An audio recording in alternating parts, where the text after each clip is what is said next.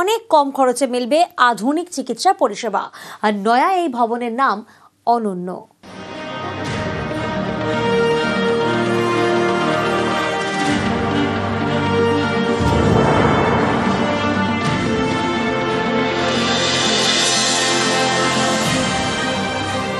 রাজ্যের প্রথম সারির সরকারি হাসপাতাল SSKM, সেখানে ইতিমধ্যেই রয়েছে একটি উডবার্ন ইউনিট।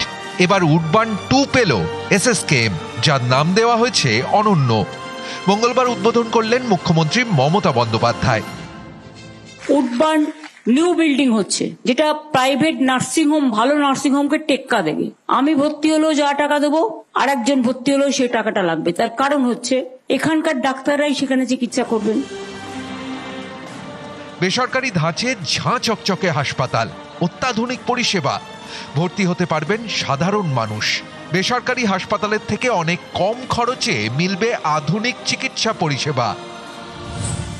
উডবার্ন 2 ভবনে সিঙ্গেল কেবিনের ভাড়া দিনে 5,000 টাকা, স্যুট 8,000 টাকা, HDU এর ভাড়া 12,000 টাকা, ICU এর ভাড়া দিনে 15,000 টাকা।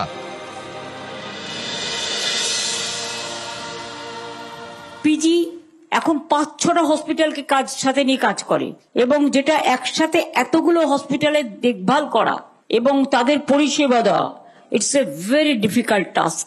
এটা তুলনাবিহীন। আপনারা জানেন, বিগত 14 বছরে স্বাস্থ্য খাতে বাজেট বরাদ্দ প্রায় 6 গুণ বৃদ্ধি পেয়েছে। 2010-11 সালে ছিল 3,584 কোটি টাকা, 25-26 সালে সেটা বেড়ে হয়েছে 21,355 কোটি টাকা। উডবার্ন 2-তে থাকছে 100-র বেশি কেবিন, 8টি স্যুট, থাকছে 21টি HDU এবং CCU, থাকছে অপারেশন থিয়েটার। প্রথম পর্যায়ে খরচ হয়েছে 66 কোটি 63 লক্ষ টাকা।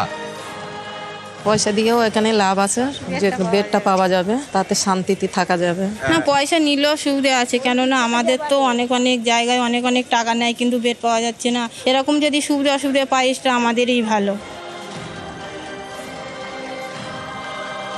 নিউজ 18 বাংলা।